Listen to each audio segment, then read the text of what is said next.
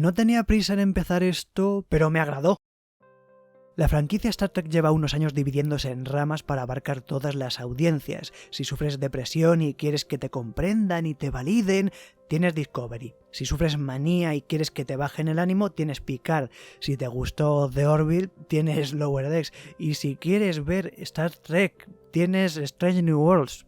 Con Prodigy han apostado por el público infantil. A mí me da igual cuál sea el público objetivo. Yo a veces veo Tokusatsu y a veces veo Sailor Moon. Una de las razones principales por las que no corrí a ver esta nueva serie es porque, en líneas generales, no me suele gustar la animación 3D. Y además porque no me atraían los diseños. Antes de empezar la serie yo pensaba, ese protagonista tiene una cola en la nuca, qué incómodo, no se la pillará cuando duerme. Y esa chica de los tentáculos rastas tiene la nariz colorada, ¿es que quieren que la dibujen en DeviantArt o es un filtro para el Insta? Y esa cosa flácida está riéndose o le han hecho un agujero. En serio, de haber sido niño me habría dado pánico. Además, todos los blogs compartían imágenes donde todas las caras estaban demasiado cerca. Este punto concreto se explica porque Prodigy tiene una proporción de aspecto de 2.35:1. Entonces, para que los objetos se vean bien en una pantalla que no sea de sala cinematográfica, tienen que estar cerca. Y a su vez, los blogueros vuelven a recortar la imagen porque sus entradas tienen portadas de proporción 16/9. Así que nos comemos unos planos detalle de las narices de los monstruos que ríete de Godzilla.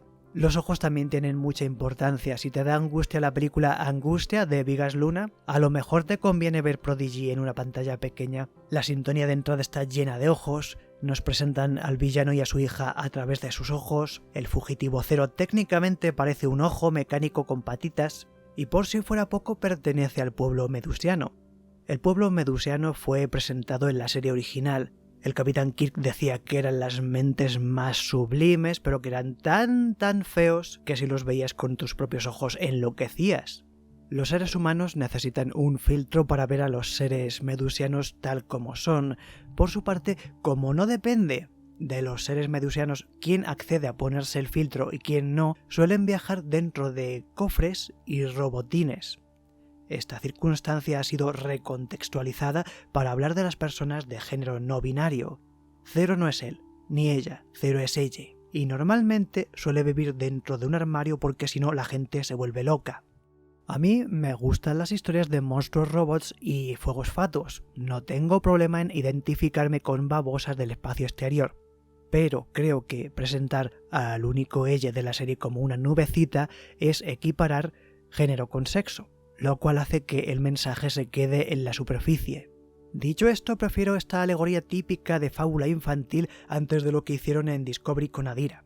La animación está increíblemente detallada, muestra con nitidez todas las cosas que Discovery o Picard tienden a desenfocar para darse aires de estéticos. Sumado esto a su proporción de aspecto cinemascopesco, a veces crea un efecto similar al del antiguo Cinerama. En ocasiones, los diseños me provocan una sensación desasosegante de Uncanny Valley. Creo que este rechazo estético, mío, se debe a una paradoja, y es que, al emitirse Prodigy en un canal infantil, no pueden mostrar las razas espaciales más distintas a los humanos, o sea, las más monstruosas. Pero como esto es animación, sería un desperdicio poner nada más humanos con bultos de látex en la cara, así que fuerzan los límites de los rasgos más humanos para mostrarte aquello que Star Trek nunca te pudo enseñar. Y en mi opinión, este término medio supone meterse de cabeza al valle inquietante. Por eso los modelos de Prodigy me dan más yuyu que los parásitos de Conspiracy. Valles inquietantes aparte, todos los diseños funcionan cuando los ves en movimiento, aunque hubiera agradecido más originalidad. A veces me recuerdan a otras franquicias. Hay un malo que tiene ojos de Terminator y el cuerpo de un Eva de Shinseiki Evangelion. Terminator Evangelion lo llamo yo. Por no hablar del prota, que tiene una camiseta sin mangas, mangas más oscuras por debajo, una insignia en el corazón, una cola que le sale de un extremo de la columna, pelos en pincho, en vez de llamarse Dal se podría llamar Dragon Ball. Pero en fin, prefiero estos homenajes a cosas como los jinetes negros de El Señor de los Anillos, a cuando reciclan diálogos de personajes de hace décadas y se nota la diferencia de nitidez en la textura de las voces. Señores, esto ya lo hizo Star Wars y le quedó fatal. Prodigy fue llamada el Star Trek para los niños. No estoy de acuerdo. Creo que es la serie Trek actual más madura y equilibrada. Lo que pasa es que cuando Alex Kurtzman inició Discovery y Picard, las intentó dirigir a un público más cínico. No más adulto, más cínico. Si Lower Decks se libró un poco de esta mala onda fue porque Mike McMahon sí aprecia y respeta el asombro genuino por todas las facetas de la ciencia ficción.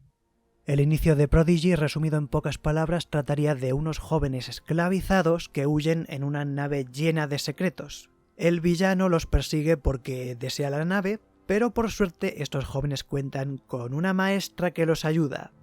Dicho así, parece la serie más simplona de la franquicia, pero creo que trata unos temas filosóficos bastante necesarios. Es una estupenda heredera de Star Trek Voyager. No en vano la tutora es un holograma de la Capitán Janeway. La holograma Janeway es el tutorial de navegación, el maestro de ceremonias, incluso sería el doctor si hubiera escenas de heridos. Ella aporta estabilidad al grupo, es el hada madrina que permite que el sueño de convertirse en cadetes de la flota estelar se haga realidad paso a paso. Y sobre todo, cumple una función muy importante. Gracias a que es un programa informático, es la única figura de autoridad en que los niños pueden confiar. Estos niños han sido traicionados por todos los adultos que han conocido. Están muy contentos con la tía Katy, la del café.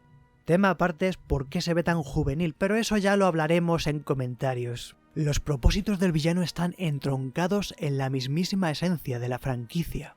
Aunque a primera vista parezca un mero reflejo de la situación política de Estados Unidos, el adivino es un antagonista con el que incluso podrías identificarte en otras circunstancias. Es un villano multifacético, en cada punto de la historia sirve casi como un arquetipo distinto.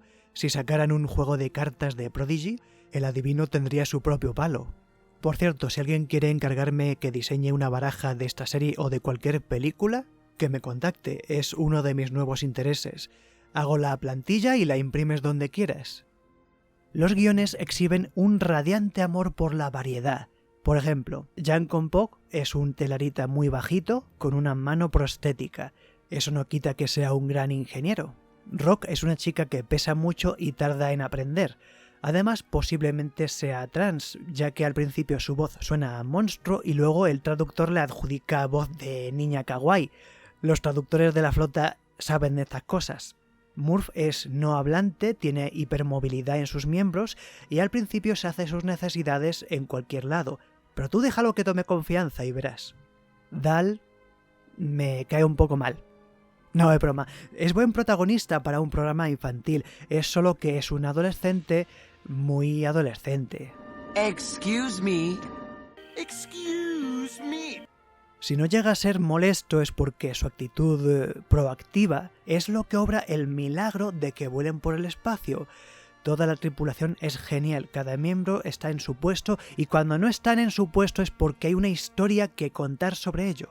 Diría que de todas las series Trek modernas, Prodigy es la que mejor ha sabido reinventar los planteamientos humanistas de la saga a la hora de plasmar ciertos asuntos de la sociedad actual sin sonar a melodrama moralizante. ¿Nunca han visto una de esas piezas de teatro inspirador escritas por el reparto? Aquí no van a ver de esa basura. Aquí las cosas se comentan de forma natural. Oye, que mi pronombre es ella, vale. Oye, que prefiero trabajar de otra cosa, sírvete. Oye, que mi padre es un manipulador, sí ya lo sé. Cada episodio es una historia con su principio y su fin, y a la vez cada historia sirve a una trama horizontal que hila los 20 episodios. De nuevo hemos recuperado la mejor virtud de Deep Space Nine. Mi episodio favorito es el 13. No solo es un tributo muy ingenioso a la serie original, sino que además supone una secuela a su mítico episodio de Obsesión. Si siempre te preguntaste ¿dónde está Garrovick? ¿Dónde está Garrovick? Pues ya se sabe. Y para que veas que este show va en serio, Prodigy consigue además que te preguntes ¿dónde está Chakotay? ¿Y dónde está Chakotay? Y eso es algo que Voyager no consiguió en 7 temporadas. Por último, si tuviera que criticar algo, sería la irregularidad de su emisión. Hace un año empezaron dando 5 episodios de nada y un hiato de 2 meses. Bueno, todavía no me he enganchado, ya lo veré, me dije. Luego, episodios del 6 al 10, y lo siguen llamando temporada 1. Y otro hiato, ahora de 9 meses.